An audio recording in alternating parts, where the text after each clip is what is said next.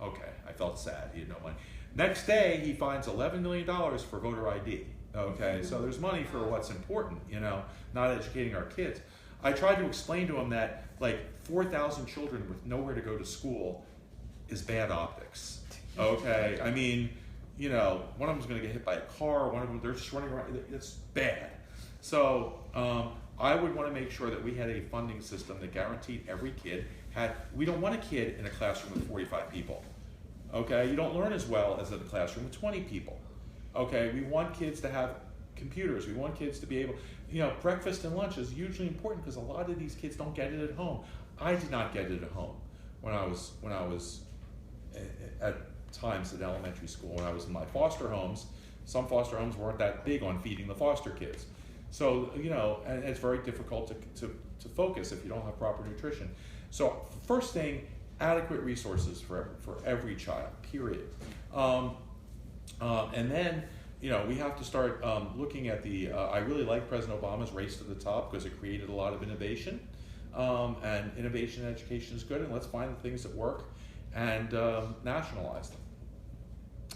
Anyone? Yes. Nancy, I saw you. That was very impressive. Wow. All right, I have a lot of questions. Oh, good. So I do want to say, you know, on a personal level, I'm a fan, but as a group, we're interviewing, meeting with all the people. As you should. Okay. So, and I also meet with a lot of other groups who have many different ideas. So I'm asking this first question, because I want to have a couple. In the primary, it a little bit echoes what you said. There is some feeling out there, hey, there are candidates other than Daylin who will get all the progressive votes anyway, and all the anti-Trump votes, and that you may energize the Republicans to come out to vote specifically against you. So can you kind of respond to Well, that? I mean, it's several things. I mean, first of all, I think that's a very, on its face, superficial theory. I mean, It wasn't my and I'm not saying, but let me say, I mean, first of all, under that theory, we can never run a progressive for any office in America, right? Let's find the most conservative Democrat we can find. Let's run Jim Webb or Evan Bayh for every seat and do this. And again, number one, I think that's bad because we need progressives because we have better ideas. No, but listen, just to be devil's advocate, you address the progressive issue, but there are some people that think a few of the other candidates are progressive, but they didn't do the like orange orangutan tweet or something. Or whatever you did. Do you know what I'm talking about? You know, I got over 250,000 responses to that. And I'll tell you why. No. I'm on your side. Let me tell you why. Let me talk about that. Let me tell you why that goes to my theory. I did that. I've been in, you know, the legislature for 15 years. I've spoken on many issues. I am in the paper, on TV, more than most of my colleagues by a factor of 10, probably more than any other colleague, because I take on a lot of issues and I'm quotable. The newspapers know that. I have no history in that 15 years of using any sort of expletive language. This was different. This was a situation where, just so people know, I'm fighting to end civil asset forfeiture because I think it's a great injustice. We don't have to talk about the details of the issue unless someone's interested, but there was a meeting of the Texas sheriffs, and there was a sheriff who said there's a guy who's trying to do exactly what I'm doing in Texas, a state senator, my job, doing what I'm doing in Texas. And Trump said, give me his name, we'll destroy his career. Right. And I was like, you bully. I mean, this guy is a bully. And I just was, this is unacceptable. And so I wanted to tweet something that conveyed the message, this is not normal. I could have tweeted, oh, geez, what a poor choice of words or something, and no one would have cared.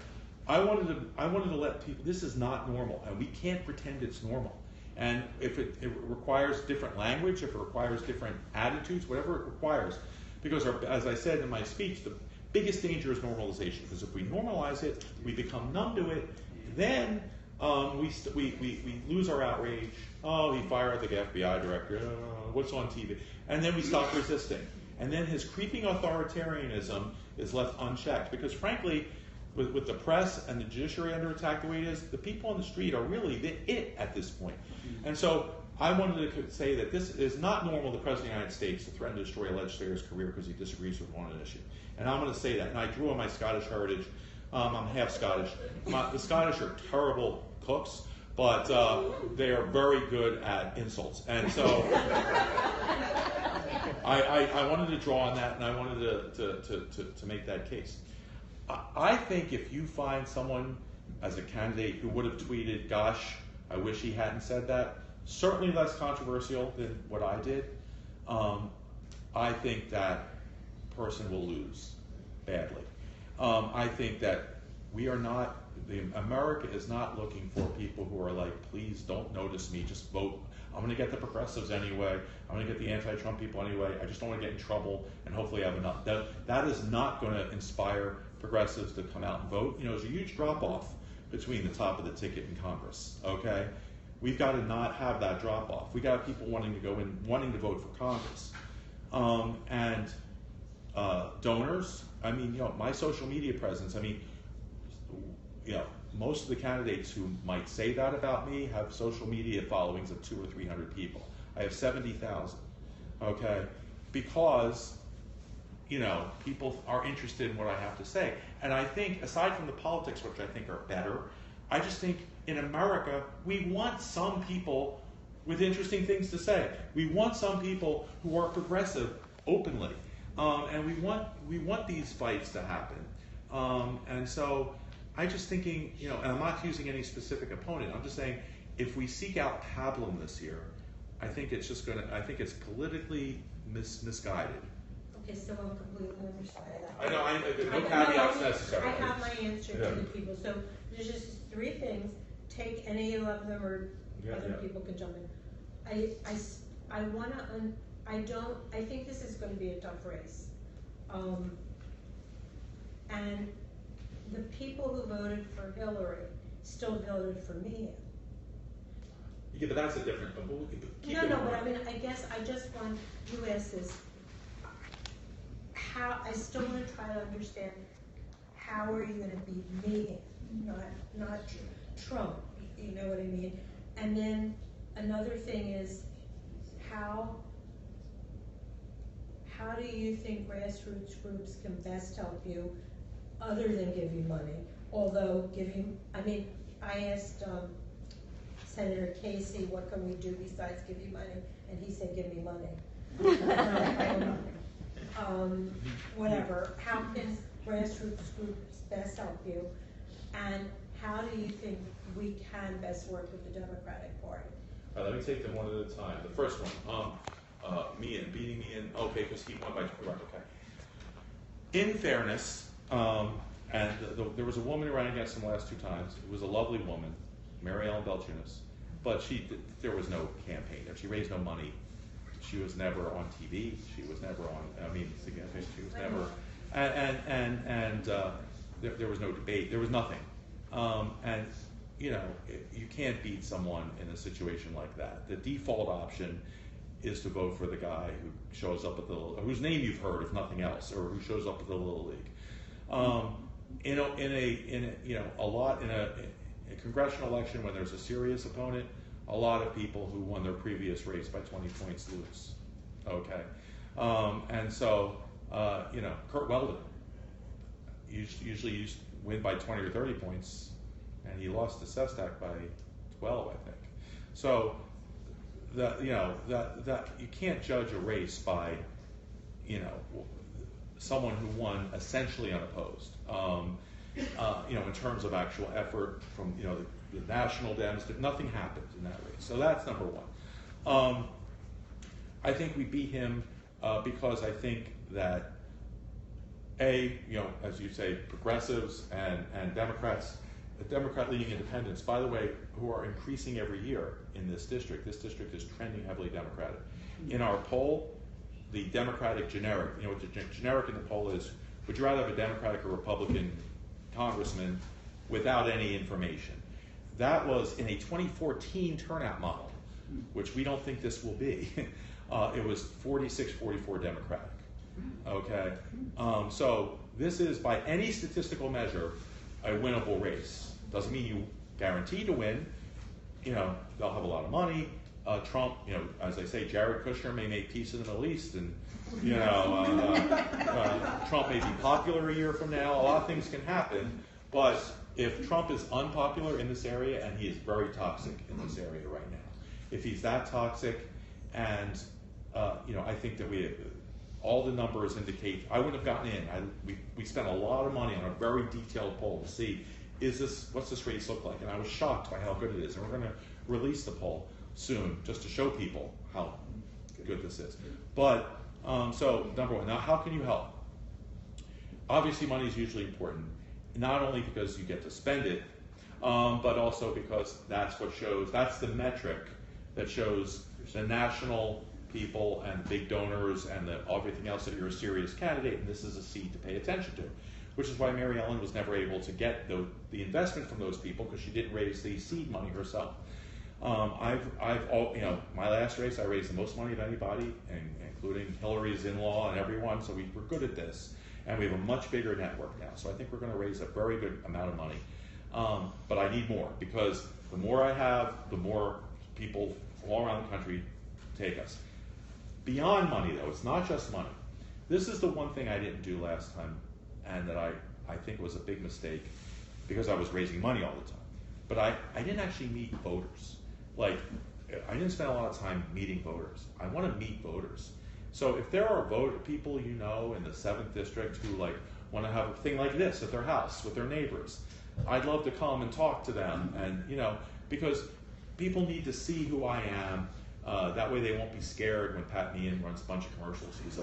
He's a communist, you know. You'd rather do it on a scale of like this than a bigger event? Oh, I'll do anything. I can do big, little, as many people as you can get together. But I want to start meeting voters and having them talk to their neighbors. We do have people in the 7th, but I just want to, you know, some of the groups also feel like they don't want to get involved till after the primary.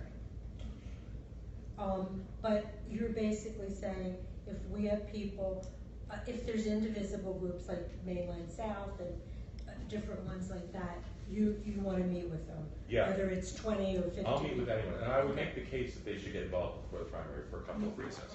But the main one is that, as you say, it's never easy to beat a Republican incumbent.